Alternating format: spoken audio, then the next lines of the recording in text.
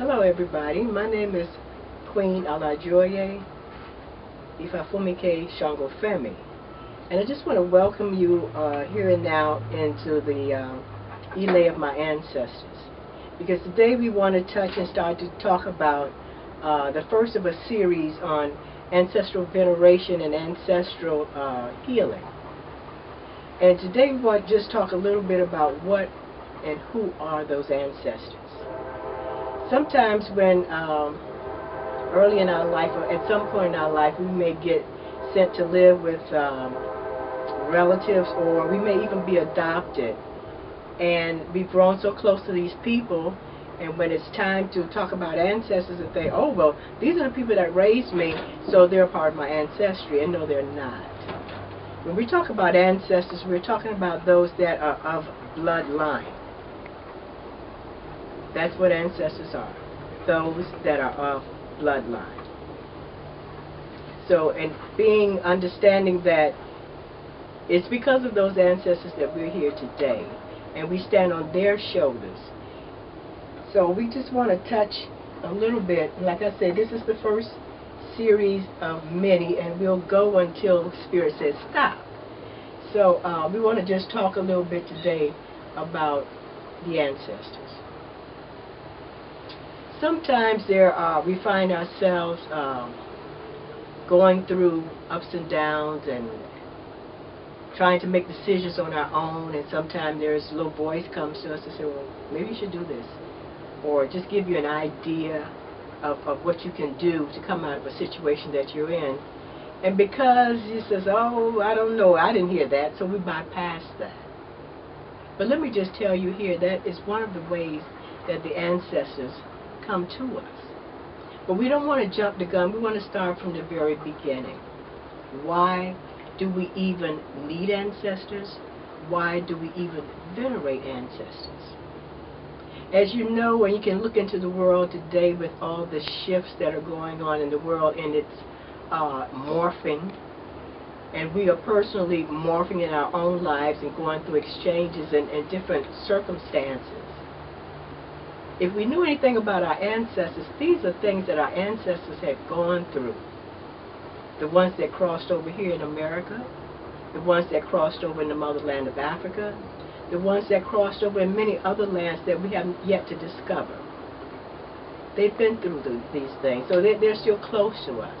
We enjoyed them when we were able to see and feel and talk to them and touch them in the physical life, and now that they've gone to the other side, we can still be in touch with those ancestors, because they are the ones that are still right there. May not be in the physical, but they're still there.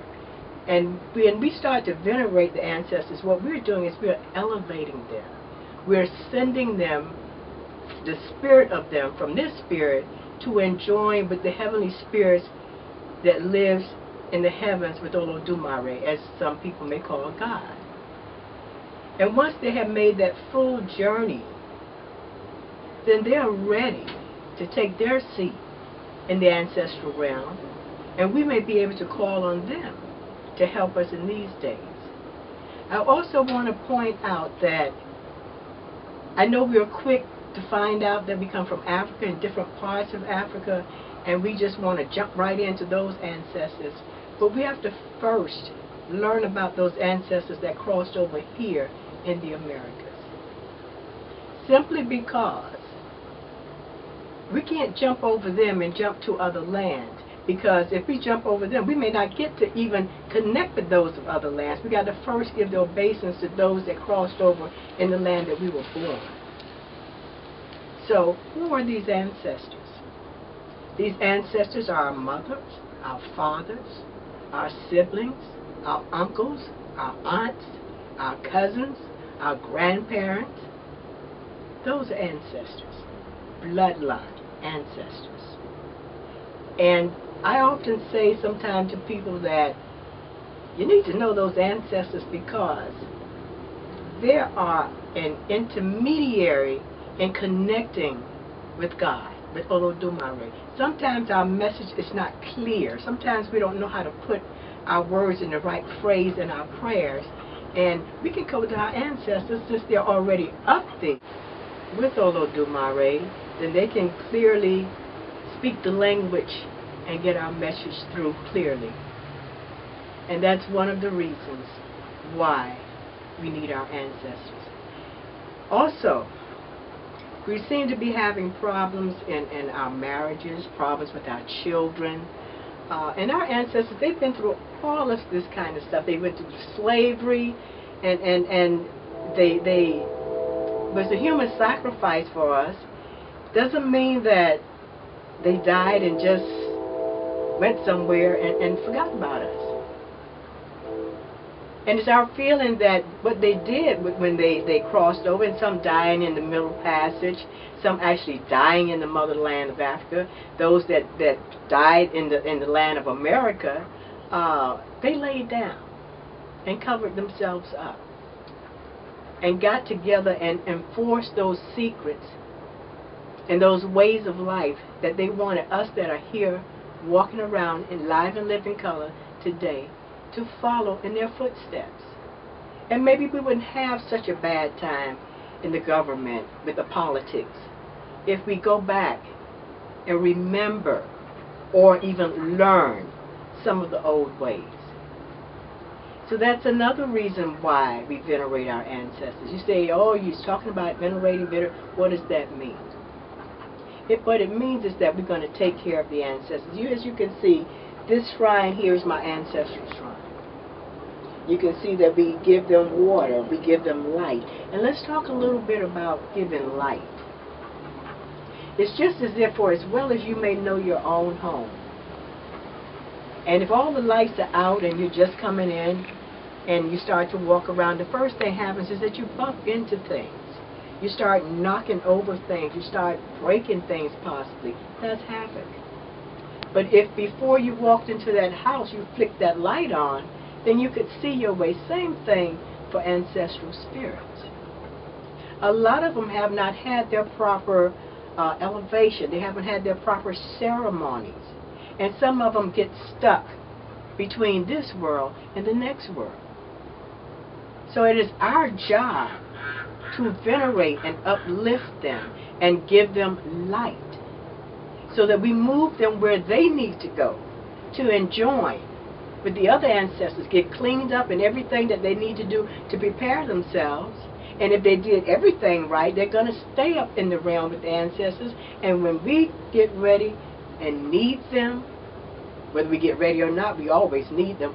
But in the event that we want to do something special, we have things that we do in order to call the spirits of the ancestors. They are the wind beneath our wings. They are the ones that still look after us as if we were newborn babies. They are the ones that still chastise us as if they were still living bodies here on this side of the world.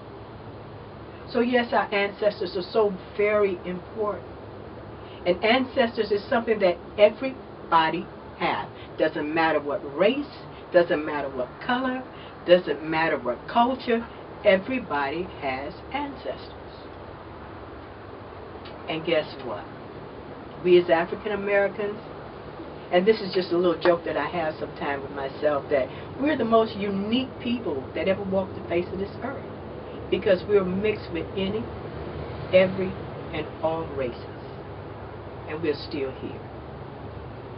And I think that we're on a good mission this time around. I think this is what the ancestors want us to do, is to start to remember to call on them when sometimes there just is no money and we just lost our job and they're knocking on our door ready to seal up our door because we haven't paid our rent or our mortgage. Or sometimes we don't even have food to feed our babies or even to feed ourselves.